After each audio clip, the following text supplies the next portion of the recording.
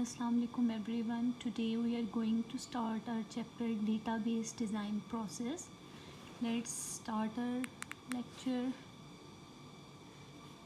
Here is our topic analysis stage while designing the database. Students, जैसे कि आपको पता है कि first chapter and second chapter में आपने डेटाबेसेस की बेसिक्स देखी, डेटाबेसेस की बेसिक टर्मिनोलॉजीज़ के बारे में आपने सीखा।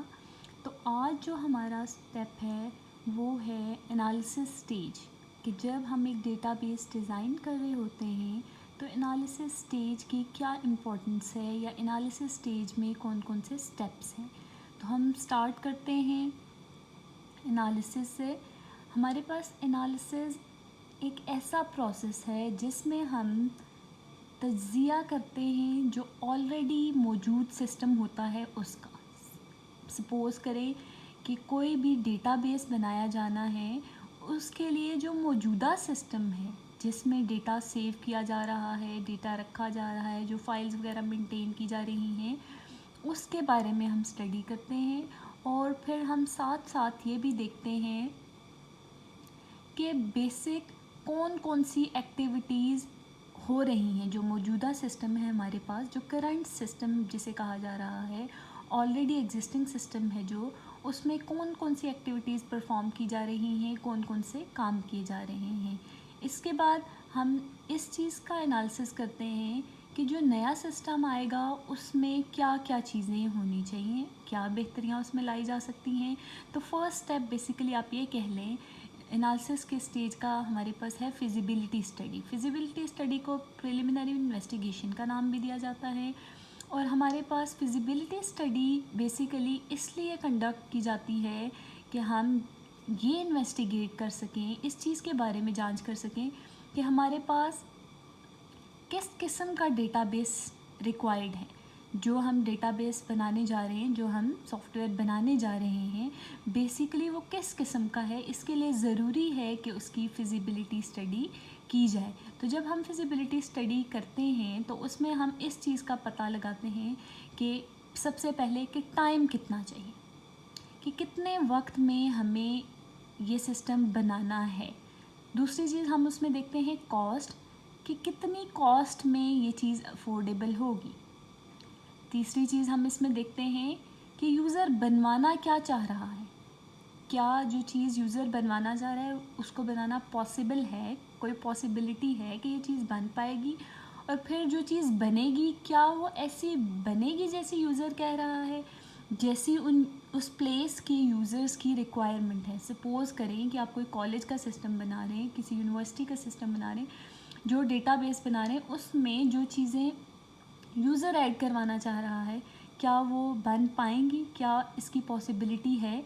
ये सारे एरियाज़ हम फिजिबिलिटी स्टडी में चेक करते हैं। और इसके साथ साथ हम फिजिबिलिटी स्टडी में ये भी चेक करते हैं कि कहाँ से स्टार्ट लिया जाएगा। जब इस प्रोजेक्ट को हमने स्टार्ट करना है तो पहले क्या काम करना है, इसके बाद क्या करना है, और स्टार्ट लाइन क्या होगी हमारी।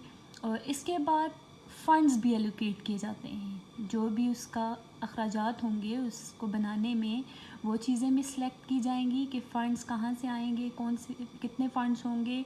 और इसके बाद प्रैक्टिकल इम्प्लीमेंटेशन इसकी कैसे होगी ये चेक किया जाता है।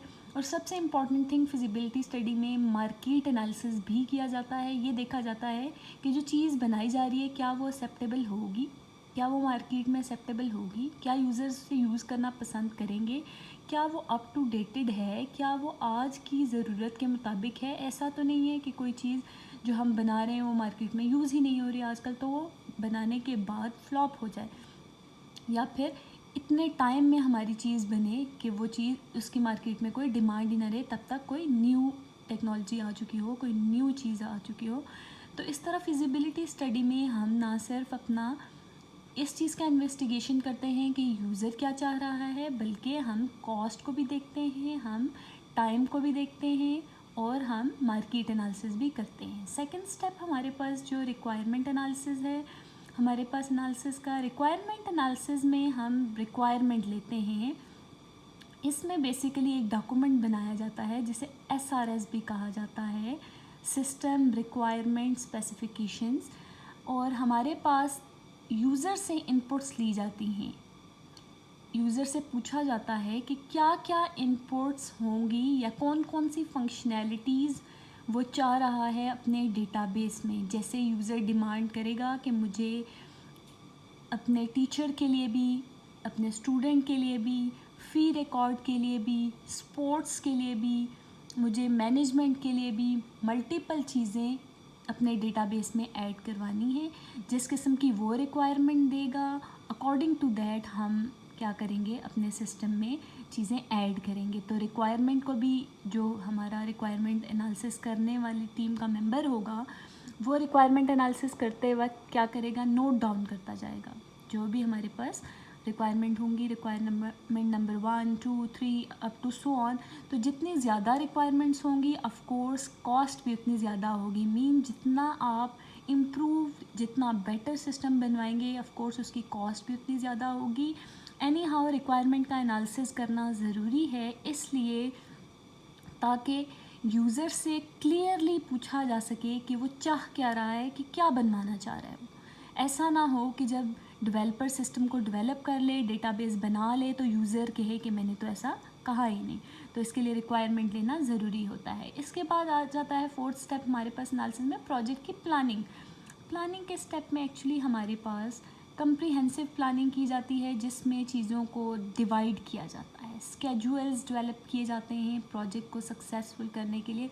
कोई भी प्रोजेक्ट कंप्लीट नहीं होगा अगर हम उसको डिवाइड नहीं करते, अगर हम उसके लिए प्लानिंग नहीं करते, अगर हम उसके लिए स्केड्यूल्स नहीं बनाते कि ये वाला टास्क ये वाला पर्सन करेगा, ये वाला टास्क ये वाला मेंबर करेगा। और अगर हम उसको पोर्शंस में डिवाइड करके प्रॉपरली उसकी प्लानिंग करके उसको स्टार्टअप नहीं करते, तो हो सकता है उसकी कॉस्ट ज़्यादा हो जाए, या हो सकता है वो ज़्यादा टाइम में बने, तो वो चीज़ इफ़ेक्टिव नहीं होगी। इसके बाद हमारे पास प्लानिंग में हम ये चीज़ भी देखते हैं हमारे पास कि कॉस्ट फैक्टर भी इंक्लूड होते हैं प्लानिंग में, का हार्डवेयर हमने कौन सा यूज़ करना है, सॉफ्टवेयर की कॉस्ट क्या होगी, और जो हमारी टीम काम करी होगी सॉफ्टवेयर बनाने में, डेटाबेस बनाने में, उनकी सैलरीज़ भी हमें प्लानिंग के टाइम चेक करनी है कि कितनी सैलरीज़ होंगी उनकी। हमें ये सारा अपने माइंड में रख के चलना है while project planning. Project plan करते हुए सारी चीज़ें हमें देखनी है कि हम हर चीज़ को माइंड में रखें। नेक्स्ट हमारा जो लास्ट स्टेप है वो है डेटा एनालिसिस। एनालिसिस करते वक्त डेटा का भी एनालिसिस किया जाता है। डेटा एनालिसिस डिज़ाइनिंग के टाइम का इम्पोर्टेंट प्रोसेस है, और डेटा एनालिसिस में हमारे पास हम डेटा को डिफरेंट फॉर्मेट्स में अपने डेवलपर को देते हैं, बजाय इसके कि हम डेटा एक पैराग्राफ की फॉर्म में, रिटन डॉक्यूमेंट्स की फॉर्म में दे दें जो कि अंडरस्टैंड करना मुश्किल हो डेवलपर के लिए। हम डेटा को डेटा फ्लो डायग्राम्स की फॉर्म में, डिसीजन टेबल्स की फॉर्म में, या डिसीजन ट्रीज़ की फॉर्म में, इन डिफरेंट फॉर्म्स में हम अपना डेटा डेवलपर को देते हैं जो हमारे लिए डेटाबेस डिज़ाइन करता है। तो ये चीज़ ईजी हो जाती है as compare to written documents, as compare to written paragraphs. तो ये हमारे पास था एनालिसिस का स्टेज, जिसमें हम एनालिसिस करते हैं और 4 स्टेप्स इन्वॉल्व हैं। I hope you all understand. अगर आपको कोई चीज़ समझ नहीं आती तो आप कमेंट सेक्शन में कमेंट कर सकते हैं ताकि इस लेक्चर को हम इम्प्रूव करें। Thank you.